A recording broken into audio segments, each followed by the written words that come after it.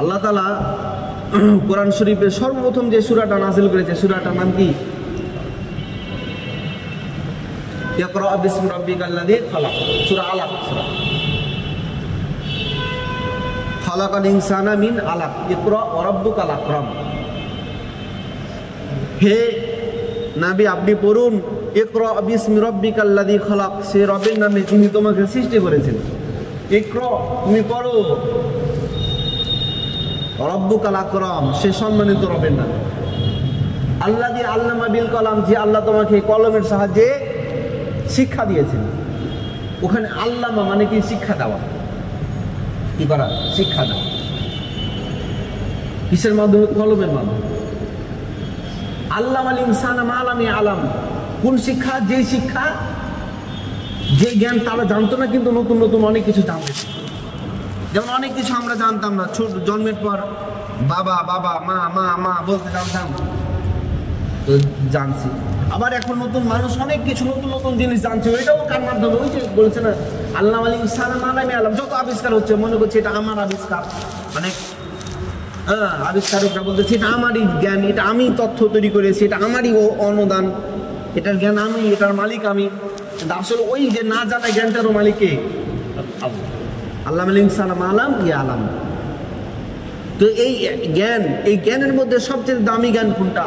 যেটা সূরা রহমানের মধ্যে আল্লাহ বলতেছে আর রহমান আল্লামাল কুরআন। আল্লাহ যত দয়া করেছেন পৃথিবীতে, যত জ্ঞান দান করেছেন, যত কিছু অনুভব আল্লাহ দান করেছেন, রহমানের সবচেয়ে বড় বৈশিষ্ট্য হচ্ছে আল্লামাল কুরআন, যে কোরআনের জ্ঞান দান করা। অত সব জ্ঞানের মধ্যে সবচেয়ে দামি জ্ঞান কিসের? রকেট তৈরি করার জ্ঞান না কিসের জ্ঞান বলেন? কোরআনের জ্ঞান। আর কোরআনের জ্ঞান এমন একটা দামি জ্ঞান, যে জ্ঞানের মাধ্যমে আমার ইবাদত বান্দেগি, আমার ঈমান আমল সবকিছু মানব। আমি নামাজ, রোজা, হজ, যাকাত, এই সব কিছুগুলা ইলমের মাধ্যমে কি হবে? সম্প্রসারণ হবে। এই জ্ঞানগুলোর মাধ্যমে আমাদের কি হবে? পরিচালনা হবে। হ্যাঁ, আমার দুটো হাত আছে, পা আছে, তাই বলে কি আমি ইচ্ছা করলেই প্লেন চালাতে পারবো? পারবো না। এটা জ্ঞান অর্জন করতে হবে, তাহলে পারবো। তা আমি বাস মুসলমানের ঘরে জন্মগ্রহণ করেছি, আমার দাদা মুসলিম, আমার দাদার দাদা আব্দুল জব্বার, তার দাদা হচ্ছে নাদের মুন্সি, তিনিও মুসলিম, মানে আমি মুসলিম, আমিও কি জান্নাতে চলে যাবো নাকি? আমাকে ওই যে মাদ্রাসায় ভর্তি হয়ে আমি জ্ঞান শিখেছি, এলএম শিখেছি। আপনারাও জ্ঞান শিখেছেন দাওয়াত তাবলীগের মজলিসে, বিভিন্ন মসজিদে গিয়ে বিভিন্ন ওলামা ইকরামের কাছ থেকে। এটাই হচ্ছে কি?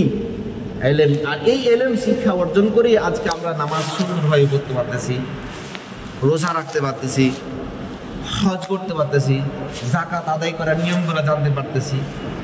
তো এই এলএম শিক্ষা অর্জন করতে গিয়ে যদি কোনো বান্দা আল্লাহ রাস্তায় ইন্তেকাল করে, আল্লাহ তাআলা তাকে শহীদ মর্তবা দান করবেন। তো এলএম শিখবো তো ভাই ইনশাআল্লাহ। এখন এলএম শিখলাম, কিন্তু ওই যে শয়তানের মতো অহংকারী হয়ে গেলাম, তাহলে হলো? তো কি করতে হবে? আমি যা কিছু শিখছি, যা অর্জন করেছি, এই সর্ব অবস্থায় আমার ধ্যান খেয়ালটা যেন আল্লাহর প্রতি পয়দা হয়, এই জন্য আল্লাহর ধ্যান খেলা অন্তরে পয়দা করতে হবে। বুঝতেছেন? কারোর যদি আল্লাহর প্রতি ভয় থাকে, আল্লাহর জিকির থাকে, সে অহংকার করতে পারে না। ঠিক আছে না? এই জন্য আমাদের ধ্যান খেয়াল ও জিকির আজকাল বেশি বেশি আল্লাহর স্থানে করতে হবে, আল্লাহর তাসবিহ পাঠ করতে হবে, সুবহানাল্লাহ, আলহামদুলিল্লাহ, লা ইলাহা ইল্লাল্লাহ, সর্বদাই আল্লাহ তাআলাকে ডাকতে হবে।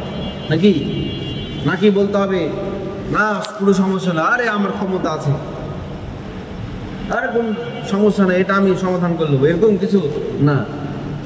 ইনশাআল্লাহ আল্লাহ তাআলা সমাধান করবেন। সর্বদাই কি করতে হবে? আমার লক্ষ্যটা আল্লাহর দিকে রুজু করতে, যে আমার অসুস্থ হয়েছে, আল্লাহ তাআলা আমাকে সুস্থ করবেন। নাকি আরে আমার টাকা আছে, আমার সম্পদ আছে, আরে ডাক্তারের কাছে যাবো, সুস্থ করে দেবো, কোনো টেনশন করো না, এরকম কিছু। আমি চেয়ারম্যান, আমি মেম্বার, আরে আমার ক্ষমতা আছে, তোমার এগুলা সমস্যা হবে না, এগুলা ঝামেলা, আমি এক ফোন দেব, ওই ওসি সাহেব পর্যন্ত এসে তোমার কাছে ক্ষমা চাইবে। নাকি বলতে হবে না ঠিক আছে, পেরেশানিতে পড়েছেন, আল্লাহর কাছে কি করেন? আল্লাহর প্রতি রুজু হওয়া। অতএব আমার ধ্যান খেয়াল কোথায় তৈরি হতে হবে? আল্লাহ। আমার জিকির আজকার ইবাদত বন্দেগী এসব কিছু আল্লাহর প্রতি ন্যস্ত করতে হবে, আল্লাহর জন্য। এই জন্য সূরা ফাতিহার মধ্যে একটা আয়াত আছে না, কি আয়াত? মালিক ইয়াকা না'বুদু, নিশ্চয় আমি ইবাদত করতেছি। কা? তোমার। না'বুদু, ইবাদত করছি। ইয়াকা, নিশ্চয় তোমার। ইয়াকা না'বুদু, নিশ্চয় আমি আপনার জন্যই ইবাদত করতেছি। ওয়া ইয়াকা নাস্তাঈন, এবং আমার সাহায্য আপনার কাছ থেকে যাচ্ছে। অতএব আমার ইবাদত বন্দেগী সবকিছু কার জন্য হতে হবে? আল্লাহর জন্য। নাকি মানুষ দেখানোর জন্য, লোক দেখানোর জন্য? হলো না, আল্লাহর জন্য। এবং আমার সাহায্য যদি আল্লাহর কাছে সাহায্য চাইতে শুরু করি, অনেকে তো কি হয়, বিপদে পড়লেই এদিক ওদিক মানুষের কাছে সাহায্য চাওয়া শুরু করে। কিন্তু একটু রাত্রেবেলা আল্লাহর কাছে সাহায্য চাই, দেখবেন যে মানুষের কাছে খুব বেশি যাওয়া লাগবে, অত বেশি মানুষের কাছে যাওয়া লাগবে না। আল্লাহ আপনাকে ব্যবস্থা করে দিবেন, আল্লাহ আপনার রিজিকের দরজা খুলে দিবেন। তো অনেক সময় আমি যখন কাকড়ে বলতাম যে তুমি যদি 5 ঘন্টা মানুষের দ্বারে দ্বারে ঘোরো, ওই 5টা ঘন্টার মধ্যে আধা ঘন্টা তুমি আল্লাহর দ্বারে একটু ঘোরো, দেখবো ওই 5 ঘন্টার সফলতা পেয়ে যাবে। অতএব মেহতারাম মেরে ভাই দোস্ত বুজুর্গ, আমাদেরকে আমাদের ধ্যান খেয়াল, আমাদের নিয়াত, আমাদের ইচ্ছা এরাদা আল্লাহ দেখতে হবে। বলবো তো ভাই ইনশাআল্লাহ। এবং আরেকটা বিষয়, হ্যাঁ আমি মেলে কিছু জানলাম, আমি নামাজও করি মাশাআল্লাহ ভালো, আমি জিকিরও করি মাশাআল্লাহ ভালো, আমি যাকাতও দিই মাশাআল্লাহ ভালো, আমি হজও করছি মাশাআল্লাহ ভালো, ঠিক আছে না? তারপরে ব্যবসা বাণিজ্য করতেছি মাশাআল্লাহ ভালো, ক্ষেত খামারিও মাশাআল্লাহ ভালো করতেছি, কিন্তু মানুষের কাজ করে না, ইকরামুল মুসলিমিনের কাজ করতেছি না। তাহলে কি হইল? কেন হলো না? কারণ উখরিজাত লিন-নাস, এই যে বলো না কুনতুম খায়রা উম্মাহ, তোমরা শ্রেষ্ঠ উম্মত। তোমরা কি উম্মত? কিসের জন্য? উখরিজাত লিন-নাস, তোমাদেরকে মানুষের কল্যাণের জন্য বের করা হয়েছে। আমি এখন ভালো নামাজি, আমি ভালো ব্যবসায়িক, আমি সফল চাকরিজীবী, আমি সফল খাত খামার করি, আমার শক্তিও ভালো, আমি সফল শক্তির দিক থেকে, আমি চেহারা সুন্দরের দিক থেকেও খুব সফল, মানুষের কাজ করি না। তাহলে হলো যে ইকরামুল মুসলিমিনের কাজ করতে হবে কি না বলেন? ইকরামুল মুসলিমিন এটা এমন একটা গুণ, যেই গুণ কিছু মুহাক্কিকিন বলেছে একজন নবী হওয়ার প্রথম শর্ত হচ্ছে ইকরাম, নবী হওয়ার শর্ত। তো নবী হওয়ার জন্য যেই শর্ত, নিশ্চয়ই সেটা অনেক দামি জিনিস। একজন প্রধানমন্ত্রী হওয়ার জন্য অনেক কিছু যোগ্যতা লাগে না? তো ওই যোগ্যতাটা অনেক দামি না? এই দামি সিফতটা আমাদের মধ্যে যদি না থাকে, তাহলে আমরা কি নবীওয়ালা উম্মত হইতে পারলাম? আমরা তো দাবি করছি আমরা নবীর উম্মত, নবীওয়ালা উম্মত, আমরা নবীর উম্মতে মুহাম্মাদের আমরা উম্মত, আমাদের মধ্যে নবীওয়ালা সিফত নাই, তাহলে কি হলো বলেন? ঠিক আছে, আমার দেখবেন অনেকের বাবা যদি দেখা যায় ইবাদত করে, তো আস্তে আস্তে ছেলেরাও মোটামুটি ইবাদত করার চেষ্টা করে, ঠিক আছে না? আর যদি দেখা যায় যে বাপ মা দাদা দাদি এরা দেখা গেছে ইবাদত বন্দেগী করে না, তো ছেলে পিলেরা আস্তে আস্তে দেখবেন একটু দুর্বল হয়ে যাবে। হ্যাঁ মাদ্রাসায় পড়ে, কিন্তু পরে গিয়ে আমার অনেক ছাত্র আছে, হ্যাঁ তো মাদ্রাসায় দিয়েছে খুব যত্ন আলহামদুলিল্লাহ, কিন্তু ওই বাবা মা ওরকম নামাজি না, তো দেখা গেছে হ্যাঁ আলহামদুলিল্লাহ যে কয়টা বছর মাদ্রাসায় পড়লো, তারপরে যে আর চিনতে পারি না কি খবর। আব্দুল করিম রাস্তাতে দেখতেছি জিন্সের প্যান্ট, তারপরে টাই জুতা, চিনাই যায় না। তো এটা কিসের কারণে? সহবত। এই জন্য মুহতারামা আমার মেরে ভাই দোস্ত বুজুর্গ, আমাদের ইকরাম, মানুষের প্রতি, মানুষের কল্যাণের জন্য কাজ করতে হবে, মানুষের উপকার করতে হবে। কেউ যদি একটু বিপদে পড়ে তার পাশে সাহায্য করা, তার পাশে দাঁড়ানো। আমার পাশে এক ভাই খেতে পাচ্ছে না, তো তার পাশে তাকে একটু খাবারের ব্যবস্থা করে দেওয়া, ঠিক আছে না?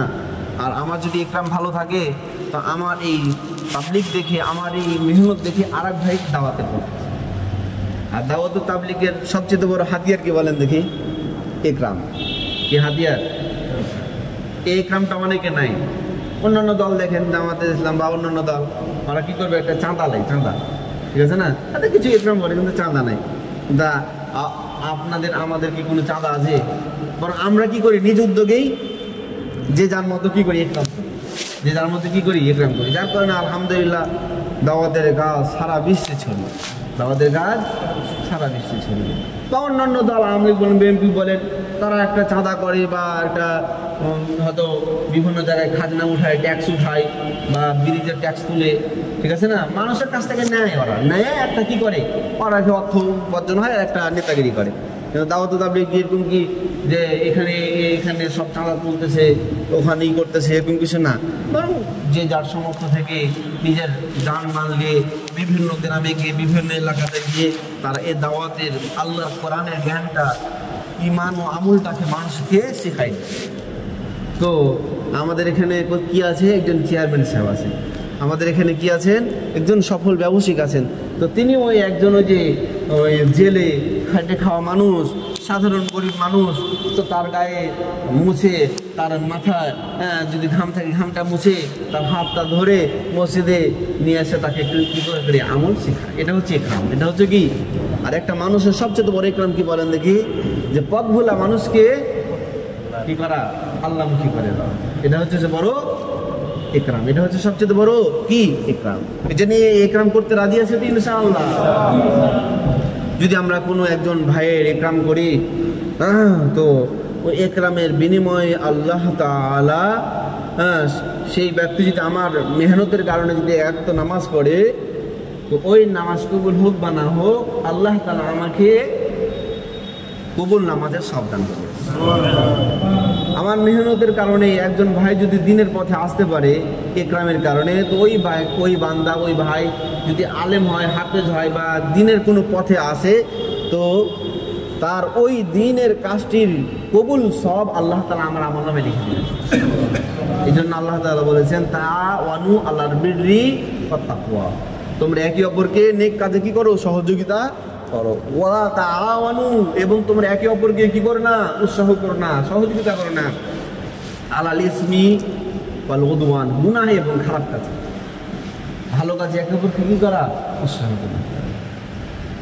মানে বড় আফসোস লাগে যে নেক কাজের জন্য আমরা খুব অলস একরাম করার ব্যাপারে। গুনাহের কাজে তো অ্যাডভার্টাইজ করাই লাগে না। গুনাহের কাজে অ্যাডভার্টাইজ করা লাগে, গুনাহের কাজে অ্যাডভার্টাইজ করা লাগে। এমনিতে পোলাপান 10টা জমা হয়ে গেছে, চলো 10 টাকা করে দাও, 20 টাকা করে দাও, একটা বক্স কিনবো, ভুটভুটি একটা ভাড়া করো, একটা অটো নাও, বাস ডিজে বক্স জুড়ে কি করলো, আরো 2-3টা পোলাপান, না আমাদের লাওয়া যাবে না, আমাকে নাও, তো পোলাপান ভুটভুটি ভরে আও।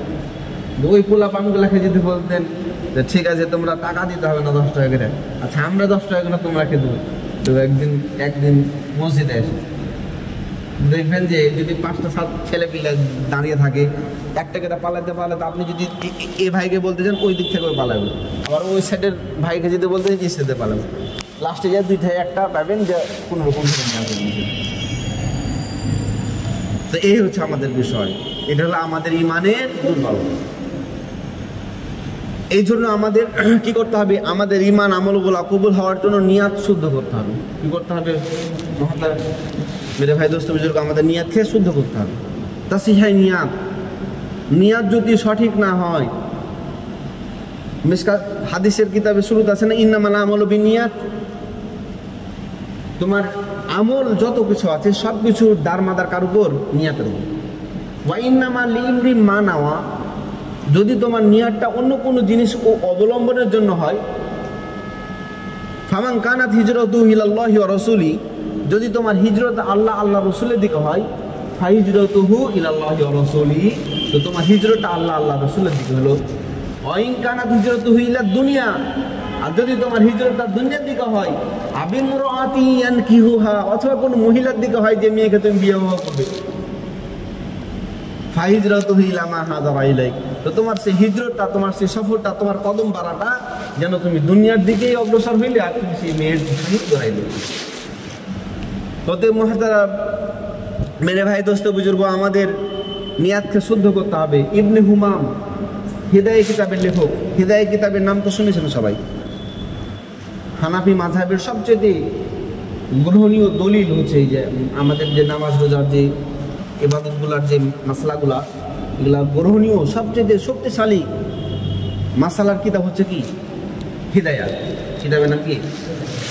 ওই কিতাবের লেখকের নাম হচ্ছে ইবনে হুমাম রহমাতুল্লাহ আলাইহি। নাম কি? ইবনে হুমাম রহমাতুল্লাহ আলাইহি। উনি বলেছেন ইন্নামাল আমালু বিনিয়াতের ব্যাখ্যায় ওয়া ইন্নামা সাওয়াবু ইয়াতারাত্তাবু বিনিয়াত।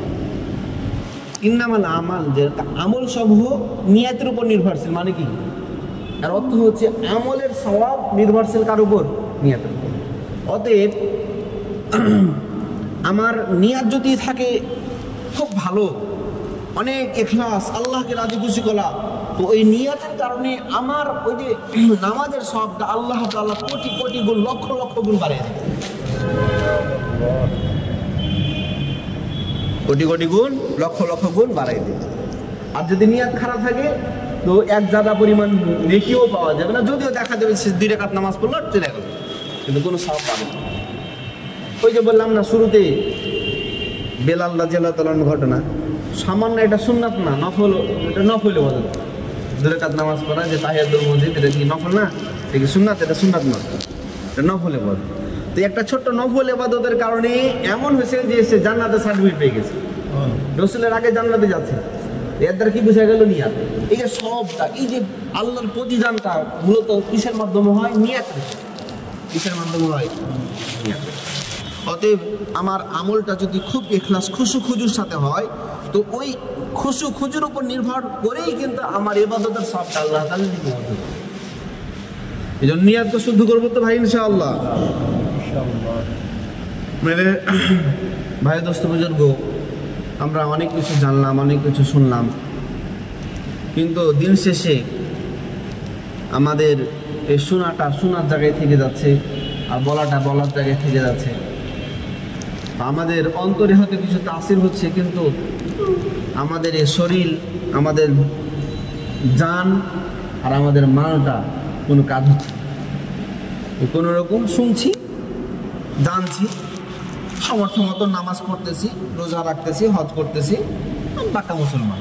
কিন্তু আমার আরও 2টা জিনিস আছে। কি আছে?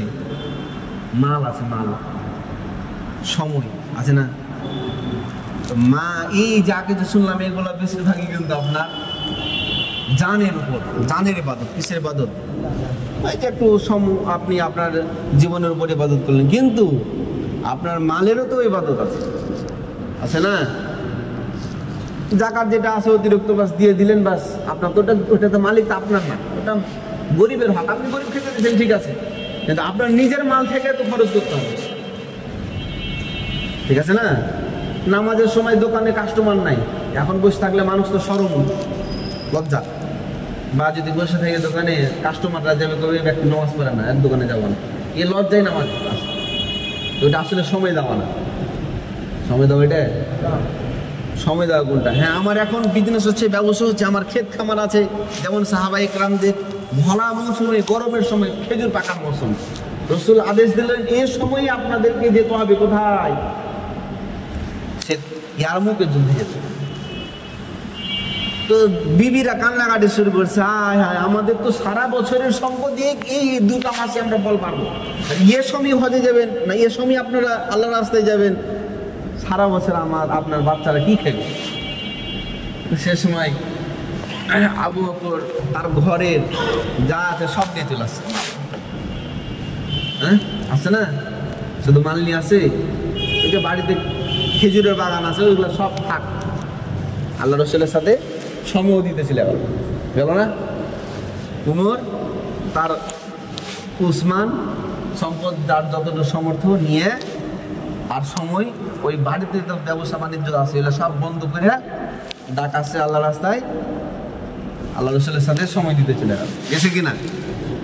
আমরা ওই হুজুরের মুখ থেকে বয়ান শুনলাম, নামাজ রোজা হজ যাকাত পড়লাম, আর বললাম আমি মুসলমান, কিন্তু আমার আরো 2টা জিনিস আছে, আমার সম্পদ আর আমার সময়, এই দুটো যে আল্লাহকে দিতে হবে, আল্লাহ রাসূলকে দিতে হবে, এ ব্যাপারে আমরা উদাসীন।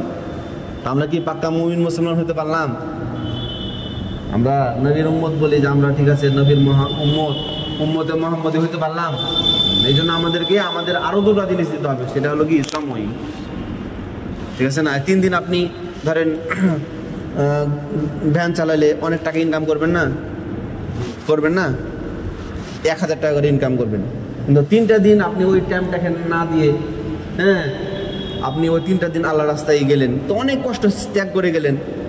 এটাই হচ্ছে সবচেয়ে বেশি বড় ইবাদত। এটা হলো কি অনেক বড় ইবাদত। এই জন্য আমরা আল্লাহ রাস্তায় গিয়ে আমার জান মাল সময় যাবার জন্য রাজি আছে তো ইনশাআল্লাহ। এই জন্য বলেন কে কে আল্লাহ রাস্তায় কে কোন সময় লাগাবেন একটু যদি বলেন, আল্লাহ খুশি হতো। হ্যাঁ, এখানে ফেরেশতাদের মাজলিস, ফেরেশতারাও খুশি হতো। যেন আমরা একে একে বলি কে কোন সময় দিবেন। 3 চিল্লার জন্য কারা কারা নিয়াত করেছেন দেখি ইনশাআল্লাহ। মাশাআল্লাহ, আল্লাহ তাআলা ভাইকে কবুল করুন। ভাইয়ের নাম কি? উজ্জ্বল ভাই। আচ্ছা, আর কেউ আছে 3 চিল্লা? যারা 3 চিল্লা দেন নিয়ে 3 চিল্লা কেউ আছে? 1 চিল্লার জন্য মাশাআল্লাহ, আল্লাহ তাআলা রমজান আঙ্কেলকে আল্লাহ তাআলা কবুল করুন, জানে মালে বরকত দান করুন। জি, কোন সময়? এখনই? মাশাআল্লাহ, আল্লাহ তাআলা কবুল করুন। আল্লাহ তাআলা তিনার সকল রকমকে দূর করে দেন। যে আর কে কে রাজি আছেন ইনশাআল্লাহ 1 চিল্লা 3 চিল্লার জন্য? মুরব্বী চাচা কুরবানি করেন ইনশাআল্লাহ, আল্লাহ তাআলা কবুল করুন। আল্লাহ তাআলা তিনার জানে মালে বরকত দান করুন, তিনার সকল রকমকে দূর করে দিন। আর বাকি সবাই আপনাদেরও তো নিয়ত আছে ইনশাআল্লাহ।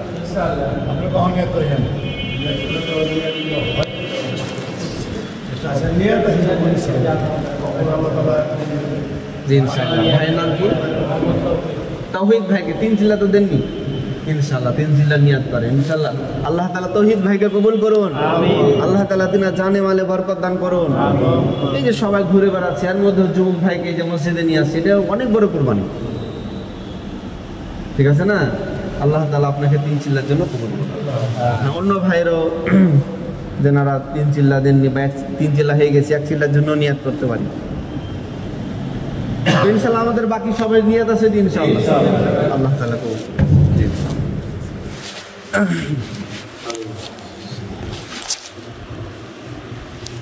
দুরূদ শরীফ আল্লাহুম্মা আমিন। ربنا ظلمنا أنفسنا وإن لم تغفر لنا وترحمنا لنكونن من الخاسرين. ربي يسر ولا تعسر وتمم علينا بالخير. ربنا ظلمنا أنفسنا وإن لم تغفر لنا وترحمنا لنكونن من الخاسرين. يا الله তুমি আমাদের সমস্ত গুনাহ খাতাকে মাফ করে দাও। ইয়া আল্লাহ তুমি আমাদের জানা অজানা ইচ্ছা অনিচ্ছা শিরক বিদআতি কুফরি সকল প্রকারের গুনাহ খাতাকে মাফ করে দাও।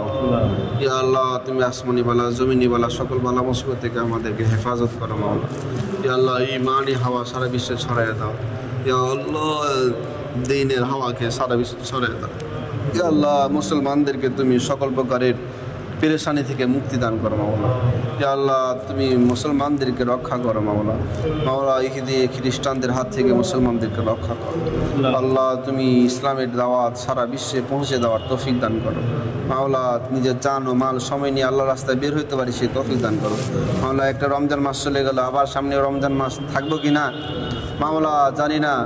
মাওলা তুমি আমাদের পূর্বের সকল রমজানের ইবাদতগুলোকে কবুল করে নাও মাওলা। পূর্বে যত রমজান পালন করেছে, সিয়াম পালন করেছে, সকল ইবাদতগুলোকে কবুল করে নাও।